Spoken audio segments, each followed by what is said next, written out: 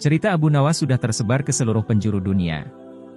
Meski umumnya mengandung unsur humor yang mengundang tawa, cerita-cerita dari sang pujangga tersebut tetap menyimpan makna mendalam yang dapat dipelajari umat muslim. Abu Nawas adalah salah seorang penyair Arab klasik paling terkenal.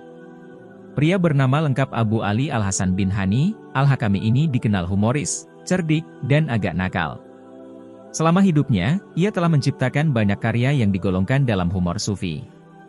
Karakter karyanya yang baru dan unik membuat Abu Nawas kian tersohor, bahkan ia sempat menjadi penyair istana, Syah Insinyur Al-Bilad. Sampai sekarang, kisah humor Abu Nawas diceritakan turun-temurun di seluruh dunia. Berikut 5 cerita Abu Nawas yang lucu dan menghibur tapi penuh makna. 1. Mencari neraka. Di setiap sudut rumah dia berhenti, celingak-celinguk kanan-kiri, sambil tangannya yang membawa lampu minyak digoyang-goyangkan. Setelah itu dia kembali berjalan dengan lampu tetap di tangan. Tingkah Abu Nawas ini tentu saja menggegerkan penghuni Baghdad. Bagaimana mungkin orang secerdas Abu Nawas berjalan di siang hari ketika sinar matahari menyorot tajam sambil membawa lampu? Abu Nawas mulai gila, kata seorang warga Baghdad. Khalifah Harun al-Rasyid pasti malu punya staf ahli gila, celetuk yang lain. Tapi Abu Nawas tak peduli. Esok harinya lagi-lagi pujangga Baghdad itu keluar rumah, kali ini bahkan lebih pagi, sambil tetap membawa lampu minyak. Dia tak bersuara dan terus bekerja, celingak-celinguk kanan-kiri, sambil tangannya yang membawa lampu minyak digoyang-goyangkan. Di hari kedua itu, beberapa orang masih menganggap Abu Nawas waras. Makanya mereka bertanya apa yang dicari Abu Nawas di siang hari dengan lampu di tangan. Abu Nawas menjawab singkat. Saya sedang mencari neraka. Ah, Abu Nawas mulai gila, pikir mereka. Maka, ketika di hari ketiga Abu Nawas tetap melakukan hal yang sama, celingak-celinguk kanan-kiri di rumah orang, sambil tangannya yang membawa lampu minyak digoyang-goyangkan, orang-orang mulai tak sabar. Undang-undang Baghdad melarang orang gila berkeliaran. Berbahaya. Seseorang bisa membunuh orang lain dengan berpura-pura gila, atau mengintip orang mandi dengan pura-pura gila. Karena itu cerita selanjutnya mudah ditebak, Abu Nawas ditangkap lalu diserahkan ke istana. Sejumlah musuh politik Harun al-Rasyid malah gembira, kegilaan Abu Nawas bisa mereka goreng untuk menyudutkan wibawa khalifah. Benar saja, Khalifah Harun malu bukan main lalu bertanya dengan nada keras. Abu Nawas, apa yang kamu lakukan dengan lampu minyak itu siang-siang? Hamba mencari neraka, paduka yang mulia, jelas Abu Nawas lancar, tak ada tanda-tanda dia gila. Kamu gila, Abu Nawas. Sohih, kamu gila. Tidak paduka, merekalah yang gila. Siapa mereka? Abu Nawas selalu meminta orang-orang yang tadi menangkap dan menggiring dirinya menuju istana dikumpulkan di depan istana. Jumlah mereka ribuan, ya siapa orangnya yang tak menuduh Abu Nawas gila jika khalifah sendiri menduganya gila. Setelah mereka berkumpul di depan istana, Abu Nawas didampingi Khalifah Harun mendatangi mereka. Wahai kalian yang mengaku waras, teriak Abu Nawas kepada orang-orang di depannya, apakah kalian selama ini menganggap orang lain yang berbeda pikiran dan berbeda pilihan dengan kalian adalah munafik? Benar. Apakah kalian juga yang menyatakan para munafik itu sesat? Betul. Dasar sesat. Jika mereka munafik dan sesat, apa konsekuensinya? Hai Abu Nawas, kamu gila ya? Orang munafik pasti masuk neraka. Dasar munafik, kamu. Baik, jika saya munafik, sesat, dan masuk neraka, di mana neraka yang kalian maksud? Punya siapa neraka itu? Jawab Abu Nawas dengan tenang, sambil kali ini lampu di tangannya diangkat tinggi-tinggi seolah dia mencari sesuatu. Kali ini orang-orang di depan Khalifah Harun mulai tak sabar. Mereka merasa diledek dengan mimik Abu Nawas dan lampu di tangannya. Hai Abu Nawas, tentu saja neraka ada di akhirat dan itu milik Allah. Kenapa kamu tanya? Paduka, mohon maaf, kata Abu Nawas kepada Khalifah Harun. Tolong sampaikan pada mereka, jika neraka ada di akhirat dan yang punya neraka itu adalah Allah, kenapa mereka di dunia ini gemar menentukan orang lain masuk neraka? Apakah mereka asisten Allah yang tahu bocoran catatan Allah? Atau jangan-jangan merekalah yang gila? Hahaha. Khalifah Harun al-Rasyid tertawa kecil. Di matanya Abu Nawas tetaplah lelaki jenaka. Dia lalu berkata sambil tertawa, Abu Nawas, besok siang lanjutkan mencari neraka. Jika sudah ketemu, jebloskan orang-orang ini ke dalamnya. 2. Tingkatan mata, tingkatan otak, tingkatan hati. Abu Nawas sebenarnya adalah seorang ulama yang alim. Tak begitu mengherankan jika Abu Nawas mempunyai murid yang tidak sedikit. Di antara sekian banyak muridnya, ada satu orang yang hampir selalu menanyakan mengapa Abu Nawas mengatakan begini dan begitu. Suatu ketika ada 3 orang tamu bertanya kepada Abu Nawas dengan pertanyaan yang sama. Orang pertama mulai bertanya, manakah yang lebih utama, orang yang mengerjakan dosa-dosa besar atau orang yang mengerjakan dosa-dosa kecil? Orang yang mengerjakan dosa-dosa kecil, jawab Abu Nawas. Mengapa, kata orang pertama. Sebab lebih mudah diampuni oleh Tuhan, kata Abu Nawas. Orang pertama puas karena ia memang yakin begitu. Orang kedua bertanya dengan pertanyaan yang sama. Manakah yang lebih utama, orang yang mengerjakan dosa-dosa besar atau orang yang mengerjakan dosa-dosa kecil? Orang yang tidak mengerjakan keduanya, jawab Abu Nawas. Mengapa, kata orang kedua. Dengan tidak mengerjakan keduanya, tentu tidak memerlukan pengampunan dari Tuhan, kata Abu Nawas. Orang kedua langsung bisa mencerna jawaban Abu Nawas. Orang ketiga juga bertanya dengan pertanyaan yang sama. Manakah yang lebih utama, orang yang mengerjakan dosa-dosa besar atau orang yang mengerjakan dosa-dosa kecil? Orang yang mengerjakan dosa-dosa besar, jawab Abu Nawas. Mengapa, kata orang ketiga. Sebab pengampunan Allah kepada hambanya sebanding dengan besarnya dosa hamba itu, jawab Abu Nawas. Orang ketiga menerima alasan Abu Nawas. Kemudian ketiga orang itu pulang dengan perasaan puas. Karena belum mengerti, seorang murid Abu Nawas bertanya. Mengapa dengan pertanyaan yang sama bisa menghasilkan jawaban yang berbeda? Manusia dibagi 3 tingkatan. Tingkatan mata, tingkatan otak dan tingkatan hati. Apakah tingkatan mata itu? Tanya murid Abu Nawas. Apakah tingkatan otak itu? Tanya murid Abu Nawas. Orang pandai yang melihat bintang di langit. Ia mengatakan bintang itu besar karena ia berpengetahuan, jawab Abu Nawas. Lalu apakah tingkatan hati itu? Tanya murid Abu Nawas. Orang pandai dan mengerti yang melihat bintang di langit. Ia tetap mengatakan bintang itu kecil walaupun ia tahu bintang itu besar. Karena bagi orang yang mengerti tidak ada sesuatu apapun yang besar jika dibandingkan dengan kemahabesaran Allah. Kini murid Abu Nawas mulai mengerti mengapa pertanyaan yang sama bisa menghasilkan jawaban yang berbeda. Ia bertanya lagi. Wahai guru, mungkinkah manusia bisa menipu Tuhan? Mungkin, jawab Abu Nawas. Bagaimana caranya? Tanya murid Abu Nawas ingin tahu. Dengan merayunya melalui pujian dan doa, kata Abu Nawas. Ajarkanlah doa itu padaku wahai guru, pinta murid Abu Nawas. Doa itu adalah, Ilahi lastu lil firdausi ahla, wala aqua ala naril jahimi, fahabli taubatan wagfir dzunubi, fainnaka ghafiruz dzanbil, adimi. Sedangkan arti doa itu adalah, wahai Tuhanku, aku ini tidak pantas menjadi penghuni surga, tetapi aku tidak akan kuat terhadap panasnya api neraka. Oleh sebab itu terimalah tobatku serta ampunilah dosa-dosaku. Karena sesungguhnya engkaulah Zat yang mengampuni dosa-dosa besar. Melihat kisah di atas bahwa Abu Nawas menunjukkan kecerdasannya dan kerendahan hatinya kepada Allah Subhanahu wa Ta'ala. 3. Menanti raja. Pada suatu sore ketika Abu Nawas ke warung teh, kawan-kawannya sudah lebih dulu berada di sana. Ternyata mereka sengaja menunggu Abu Nawas. Nah ini dia Abu Nawas datang, kata salah seorang dari mereka. Ada apa? Kata Abu Nawas sambil memesan secangkir teh hangat. Kami tahu engkau selalu bisa melepaskan diri dari perangkap-perangkap Raja Harun al-Rasyid. Tetapi kami yakin kali ini engkau pasti dihukum Baginda Raja bila engkau melakukannya. Kawan-kawan Abu Nawas membuka percakapan. Apa yang harus kutakutkan?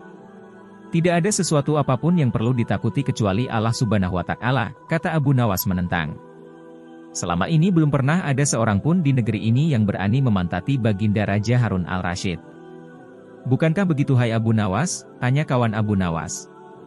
Tentu saja tidak ada yang berani melakukan hal itu karena itu adalah pelecehan yang amat berat. Siapa saja yang melakukannya pasti akan dipancung, kata Abu Nawas memberitahu. Itulah yang ingin kami ketahui darimu. Beranikah engkau melakukannya? Tanya temannya yang lain. Sudah kukatakan bahwa aku hanya takut kepada Allah Subhanahu wa Ta'ala saja. Sekarang apa taruhannya bila aku bersedia melakukannya? Abu Nawas balik bertanya. 100 keping uang emas. Selain itu, Baginda harus tertawa pada saat engkau pantati, tantang mereka. Bukan Abu Nawas namanya jika tidak bisa menyelesaikan suatu masalah. Ia menyanggupi tawaran yang amat berbahaya itu dan kembali pulang ke rumahnya. Kawan-kawan Abu Nawas merasa tidak yakin Abu Nawas sanggup untuk memantau Baginda dan membuat Baginda Raja tertawa. Karena tantangan ini sangat berat, maka kali ini Abu Nawas pun harus berhadapan dengan Algojo pemenggal kepala. Minggu depannya, Baginda Raja Harun al-Rasyid akan mengadakan jamuan kenegaraan. Para menteri, pegawai istana, dan orang-orang dekat Baginda diundang, termasuk juga Abu Nawas. Abu Nawas merasa hari-hari berlalu dengan cepat karena ia harus menciptakan jalan keluar yang paling aman bagi keselamatan lehernya dari pedang Algojo. Tetapi bagi kawan-kawan Abu Nawas hari-hari terasa amat panjang. Karena mereka sudah tidak sabar menunggu pertaruhan yang amat mendebarkan itu. Persiapan-persiapan di halaman istana sudah dimulai. Baginda Raja menginginkan acara itu akan digelar dengan meriah. Baginda tidak ingin mengecewakan para tamunya, terkhusus untuk raja-raja dari negeri sahabat yang datang. Akhirnya hari yang dijanjikan telah tiba, semua tamu sudah datang kecuali Abu Nawas. Kawan-kawan Abu Nawas yang menyaksikan dari jauh merasa kecewa karena Abu Nawas tidak hadir. Namun ternyata mereka keliru, Abu Nawas bukan tidak datang, tetapi terlambat sehingga Abu Nawas duduk di tempat yang paling belakang. Ceramah-ceramah yang mengesankan mulai disampaikan oleh para ahli pidato. Kemudian giliran Baginda Raja Harun al-Rasyid menyampaikan pidatonya. Setelah menyampaikan pidato, Baginda melihat Abu Nawas duduk sendirian di tempat yang tidak ada karpetnya. Karena merasa heran Baginda bertanya, "Mengapa engkau tidak duduk di atas karpet?" "Paduka yang mulia, hamba haturkan terima kasih atas perhatian Baginda. Hamba sudah merasa bahagia duduk di sini," kata Abu Nawas. "Wahai Abu Nawas, majulah dan duduklah di atas karpet, nanti pakaianmu kotor karena duduk di atas tanah," Baginda Raja menyarankan. "Ampun tuanku yang mulia, sebenarnya hamba ini sudah duduk di atas karpet," jawab Abu Nawas dengan santai. Baginda bingung mendengar pengakuan Abu Nawas. Karena Baginda melihat sendiri Abu Nawas duduk di atas lantai. "Karpet yang mana yang engkau maksudkan itu wahai Abu Nawas?" tanya Baginda masih bingung. "Karpet hamba sendiri tuanku yang mulia. Sekarang hamba selalu membawa karpet kemanapun hamba pergi," kata Abu Nawas seolah-olah menyimpan misteri. "Tetapi sejak tadi aku belum melihat karpet yang engkau bawa," kata Baginda Raja bertambah bingung. "Baiklah Baginda yang mulia, kalau memang ingin tahu maka dengan senang hati hamba akan menunjukkan kepada Paduka yang mulia," kata Abu Nawas sambil beringsut-ringsut ke depan. Setelah cukup dekat dengan Baginda, Abu Nawas berdiri kemudian menungging menunjukkan potongan karpet yang ditempelkan di bagian pantatnya. Abu Nawas kini seolah-olah memantati Baginda Raja Harun al-Rasyid.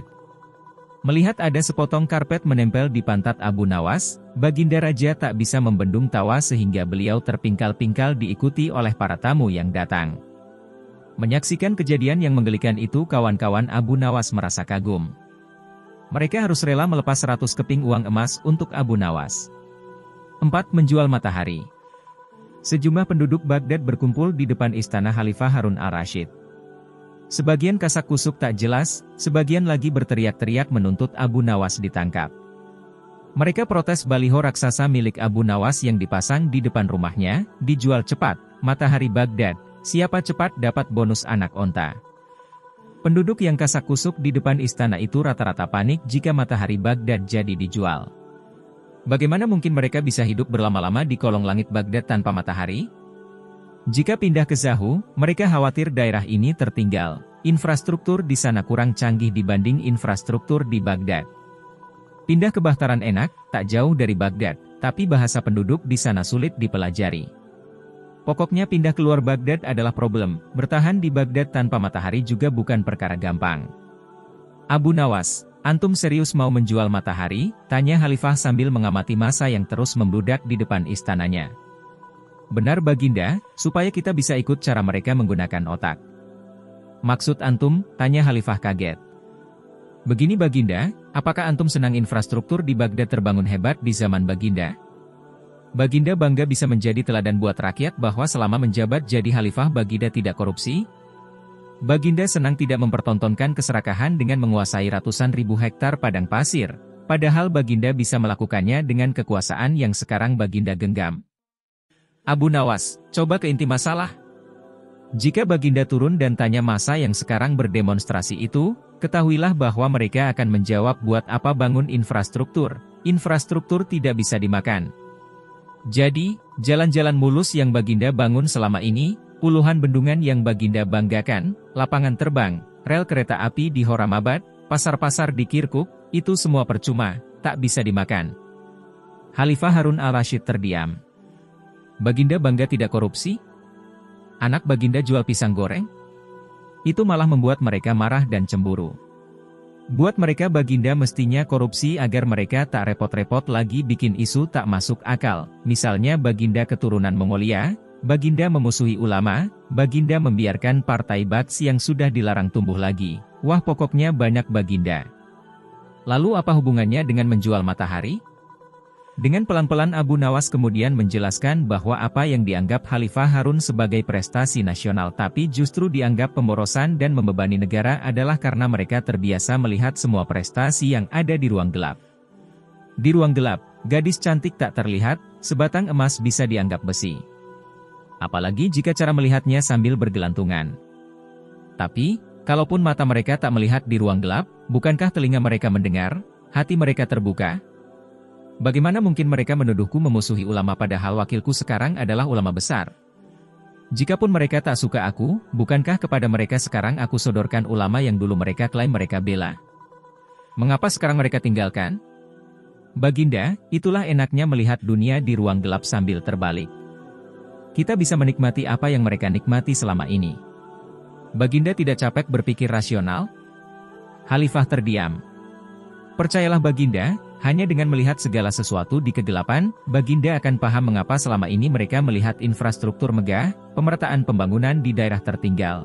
Semuanya sama sekali tak berguna karena tak bisa dimakan. Mohon jangan katakan, infrastruktur memang tak bisa dimakan, tapi dengan infrastruktur kita semakin mudah cari makan, itu cara berpikir rasional dan normal, Paduka. Massa di luar istana makin membludak, tapi Khalifah kali ini diam saja. Dia memberi isyarat membenarkan Abu Nawas. Jadi, boleh saya jual matahari? Besok Baghdad gelap. Banyak rakyat bergelantungan. Aspal di jalan terlihat ketan. 5. Jalan ke neraka. Suatu ketika Abu Nawas ditanya seseorang, kapan kamu mati? Maaf, barangkali Tuan bisa memberikan penjelasan sedikit terkait dengan pertanyaan Tuan tadi, pinta Abu Nawas yang ternyata juga bisa menampilkan mimik serius. Begini, kalau kamu mati saya mau titip surat buat mendiang ayah saya yang telah mati beberapa tahun yang lalu, sambungnya. Terima kasih sebelumnya atas kepercayaan Tuan, jawab Abu Nawas, tapi maaf sekali, dengan sangat terpaksa keinginan Tuan tidak bisa kupenuhi. Kenapa? Tanya Tuan kepada Abu Nawas. Lalu Abu Nawas menjawab, sebab aku tak tahu jalan ke neraka jahanam. Mendadak wajah orang itu merah padam, dan sambil merunduk ia pun segera pergi. Pertanyaan yang nyelekit dari Tuan kepada Abu Nawas, dijawab lebih nyelekit oleh Abu Nawas, itulah pintarnya Abu Nawas dalam kondisi yang seperti itu bisa membalasnya dengan cerdas dan penuh makna.